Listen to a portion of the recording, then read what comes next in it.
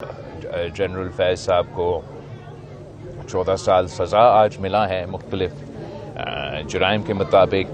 जहाँ तक मुझे अंदाज़ा है शायद मज़ीद तहकीकात और इन्वेस्टिगेशंस या ट्रायल्स होने हैं। मेरे सियासी ज़िंदगी में दो ऐसे लोग थे जो मैंने ख़ुद अपने आँखों से देखा है, जो अपने वक्त के फ़िरौन थे। और मैं समझता हूँ कि ये एक तो खान साहब खुद है जो वज़ीर आज़म होते हुए हर किसी को जेल भेजने का ना सिर्फ धमकी अमली तौर पे भेज भी जाता था, और वो ताकत का नशा में पता नहीं क्या क्या धमकियाँ देता था कि वो इसी भी निकाल देगा, वो फलां कर देगा, वो फलां कर देगा। बिस्मिल्लाहिर्रहमानिर्रहीम, अस्सलाम वालेकुम। आज तो हम वैसे यहाँ आए थे हसन मुर्तज़ा साहब के साथ ताज़ियत करने के लिए, और मैं अपना जो पंजाब का दौरा है आज मैं कंक्लूड भी कर रहा हूँ, और उसी सिलसिले में मैं पाकिस्तान पीपल्स पार्टी के तमाम तंजीम का, हमारे वर्कर्स का, हमारे उहदेदारों का शुक्रगुज़ार हूँ कि शुक्र अल्हम्दुलिल्लाह हमारा पंजाब का विज़िट बड़ा अच्छा रहा, कामयाब रहा। मुझे वो मौका मिला कि मैं ना सिर्फ अपने कारकुन से इंटरेक्ट करूँ मगर मीडिया से इंटरेक्ट करूँ, सोसाइटी के लोगों से यहाँ इंटरेक्ट करूँ। जब भी हम पंजाब आते हैं वैसे मज़ा भी आ जाता है। मुझे अंदाज़ा है कि आपके काफ़ी सवालात होंगे, तो मैं चाहूँगा कि हसन मुर्तज़ा साहब आपको एक नासिर समा टीवी से हैं जी, नासिर साहब मेरे चिन्योट के सर, न्यू टीवी से किसी सवाल तो कर लो। ये शाहिद साहब हमारे प्रेस क्लब के सदर हैं जी। शाहिद साहब कैसे हैं आप? खैरियत से अल्हम्दुलिल्लाह। आजकल जो है वो केपीके में गवर्नर राज की बातगश्त चल रही है, तो क्या ऐसा कोई डिस्कशन है? आप इस बारे में क्या कहेंगे? जहाँ तक खैबर पख्तूनख्वा में गवर्नर राज की सवाल है, वैसे तो इस पे कोई बाकायदा डिस्कशंस पाकिस्तान पीपल्स पार्टी या मुस्लिम लीग के दरमियान तो नहीं हुए हैं। मेरे ख्याल में जिस चीज़ का आप जिक्र कर रहे हो इसके वो हालात जो बनते जा रहे हैं, और ये जिस सॉर्ट ऑफ सिमत पे ख़ास तौर पे पख्तूनख्वा की सियासत, मगर जो PTI की सियासत जिस तरफ वो आगे बढ़ता जा रहा है, वो ख़ुद ऐसे हालात पैदा कर रहे हैं जिससे वो वफाकी हुकूमत को मजबूर करे कि वो सख्त इक़दामात ले। उन सख्त इक़दामात में एक ऑप्शन, आइनी ऑप्शन ज़रूर गवर्नर राज मौजूद है, मगर उस पर कोई बाकायदा डिसीजन या डिस्कशन अभी तक नहीं हुआ है। डॉक्टर मुजम्मिल जी, फैज़ हमीद को आज 14 साल की सज़ा हुई है, ये जो होने जा रहा है आप क्या समझते हैं, इसको किस नज़र से पाकिस्तान पीपल्स पार्टी देखती है? जी ये एक तारीख़ी फ़ैसला ज़रूर है, और जनरल फैज़ साहब को 14 साल सज़ा आज मिला है मुख्तलिफ जराइम के मुताबिक। जहाँ तक मुझे अंदाज़ा है शायद मज़ीद तहकीकात और इन्वेस्टिगेशंस या ट्रायल्स होने हैं। मेरे सियासी ज़िंदगी में दो ऐसे लोग थे जो मैंने ख़ुद अपने आँखों से देखा है, जो अपने वक्त के फ़िरौन थे। और मैं समझता हूँ कि ये एक तो खान साहब खुद है जो वज़ीर आज़म होते हुए हर किसी को जेल भेजने का ना सिर्फ धमकी अमली तौर पे भेज भी जाता था, और वो ताकत का नशा में पता नहीं क्या क्या धमकियाँ देता था कि वो इसी भी निकाल देगा, वो फलां कर देगा, वो फलां कर देगा। उन्होंने ये हमारी सियासत में एक बार फिर एक बुरी रवायत डाली थी कि ना सिर्फ कि जो सियासी हरीफ है, मगर उन सियासी मुखालिफ के जो घर के औरतें हैं, ख़वातीन हैं, उनको भी निशाना बनाया गया।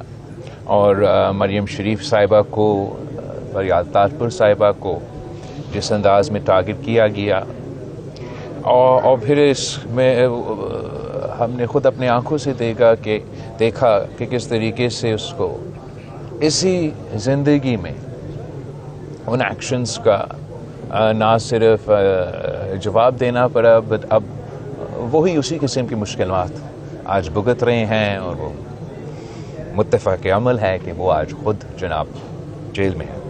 اس کے ساتھ ساتھ ایک یہ جنرل فیض صاحب تھا جو اپنے طاقت کے نشے میں نہ کسی سیاستدان کو، نہ کسی میڈیا ہاؤس کو، نہ کسی ہماری سوسائٹی میں اس نے اپنے عہد کے خلاف ورزی، اپنے کام کے خلاف ورزی کرتے ہوئے پتہ نہیں کیا کیا کیا. اور آج ہم وہ دن دیکھ رہے ہیں کہ اس کو بھی اسی زندگی میں ان کی جرائم کا جواب دینا پڑ رہا ہے. میں سمجھتا ہوں کہ یہ ایک بہت تاریخی فیصلہ ہے.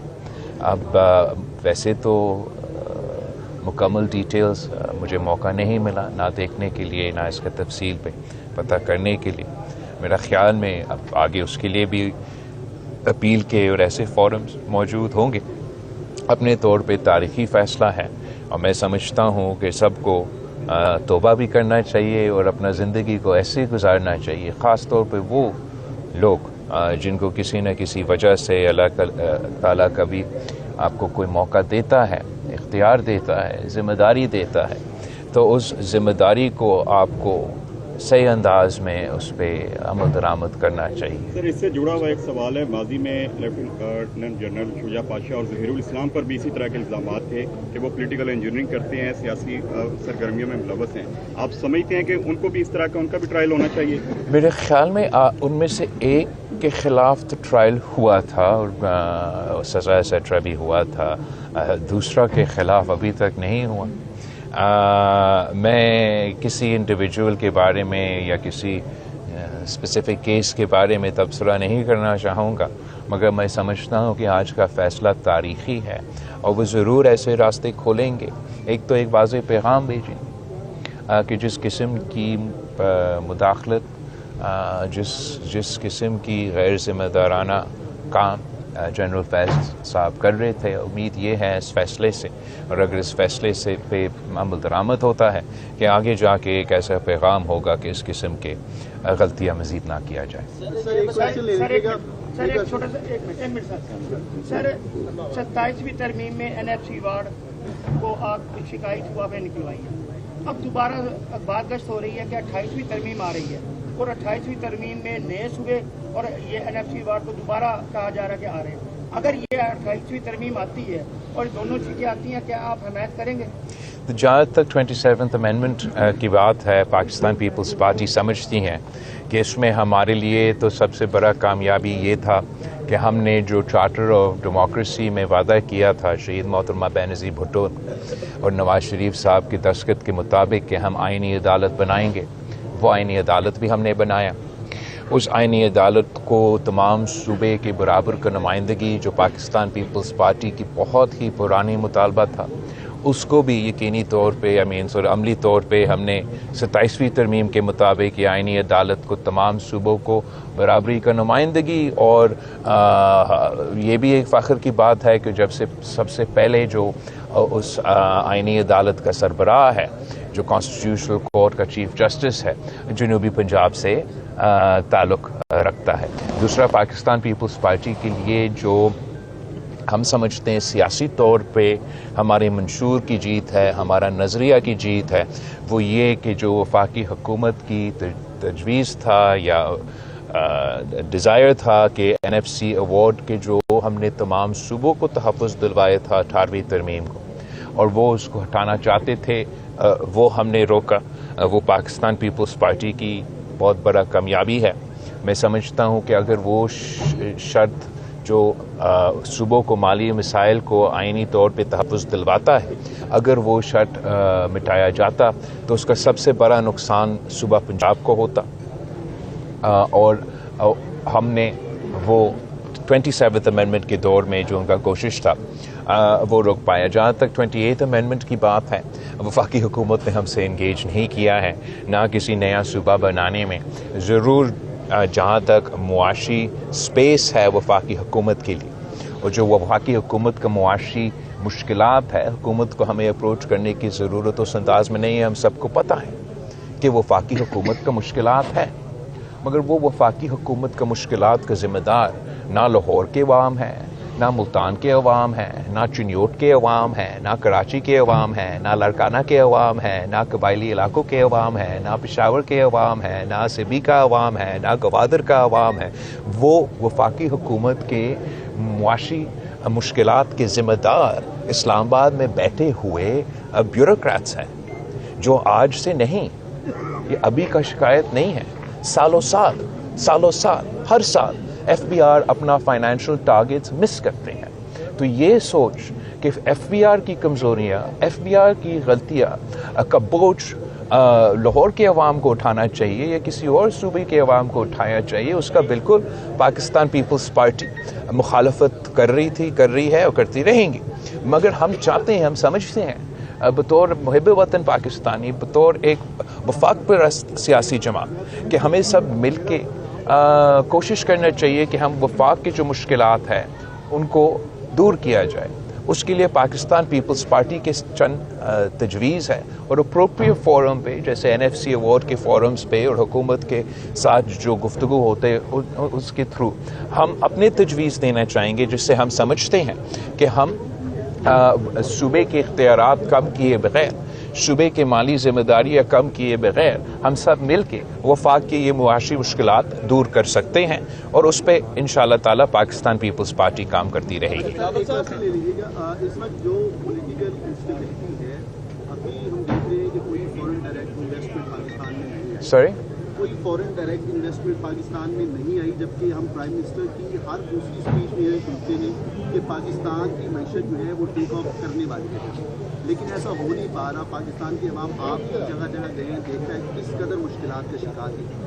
کیا کب ایسا پاسبل ہوگا کہ پاکستان کی معاشی اس وقت جو سچویشن چل رہی ہے اس سے باہر نکل سکے گا، اور ہماری جو ایکسپورٹس ہیں وہ کچھ بہتر ہوں گی، تاکہ عام لوگ جو ہیں ان کی کچھ زندگی بہتر ہو؟ جہاں تک معاشی صورتحال ہے، عوام کے پاس معاشی مشکلات تو موجود ضرور ہیں، مگر حکومت کی یہ موقف کہ انہوں نے ملک کو معاشی مشکلات سے نکالے ہیں یا معاشی صورتحال کو بہتر کروائے ہیں، اس میں بھی کچھ حقیقت تو ضرور ہے. جب PDM نے حکومت سنبھالا تو اس وقت ملک جو ہے وہ ڈیفالٹ ہوتا جا رہا تھا، اور جو معاشی مشکلات تب تھے، جو مہنگائی کا طوفان تب تھا، جو بے روزگاری کے مشکلات تب تھے، وہ تو عروج پہ تھے. اور آپ کو ہم سب کو یہ ماننا پڑے گا کہ شہباز شریف صاحب نے اور ان کی ٹیم نے معاشی پوزیشن سے ان مشکلات سے ہمیں نکالے. اب جہاں تک فورن ڈائریکٹ انویسٹمنٹ کی سوال ہے، میں سمجھتا ہوں کہ یہ تو بالکل حقیقت نہیں ہے یہ کہنا کہ کوئی فورن ڈائریکٹ انویسٹمنٹ نہیں ہو رہا. کچھ فورن ڈائریکٹ انویسٹمنٹ ضرور ہو رہا ہے، شاید حکومت مزید چاہتا ہے. میں سمجھتا ہوں کہ فورن ڈائریکٹ انویسٹمنٹ کے ساتھ ساتھ یا فورن ڈائریکٹ انویسٹمنٹ سے زیادہ ایکسپورٹس پہ فوکس کرنا چاہیے، اور پاکستان کو اپنا ان سیکٹرز کو سپورٹ کرنا چاہیے جس سے ہم اپنے ایکسپورٹس میں اضافہ کر سکیں. پاکستان پیپلز پارٹی سمجھتی ہے کہ جو سپورٹ وفاقی حکومت، صوبائی حکومت مثلاً زراعی شعبے کو دے سکتے، وہ اس وقت اتنا نہیں دے رہے جتنا ہمیں دینا چاہیے. ہم نے صوبہ سندھ میں اپنے جو چھوٹے کسان ہیں، جن کے پاس 1 سے لے کے 25 ایکڑ تک کے جو کسان ہیں، ان کو ہم نے سپورٹ کرنے کی کوشش کی. صوبائی حکومت کے ذریعے ان کو ہم DAP سپورٹ مہیا کر رہے ہیں، یوریا سپورٹ مہیا کر رہے ہیں، تاکہ زرعی شعبے میں ترقی ہو. زرعی شعبے میں ترقی ہوں گے تو ہم نہ صرف اپنے ملک کی جو ضروریات پورا کر سکتے ہیں، مگر ایکسپورٹ کی صورت میں ملک کی معیشت کو فائدہ دلوا سکتے. ویسے ہی مختلف شعبے ہیں جس سے وفاقی حکومت اور صوبائی حکومت مزید سپورٹ دلوا سکتے ہیں. Thank you very much. Thank you everybody.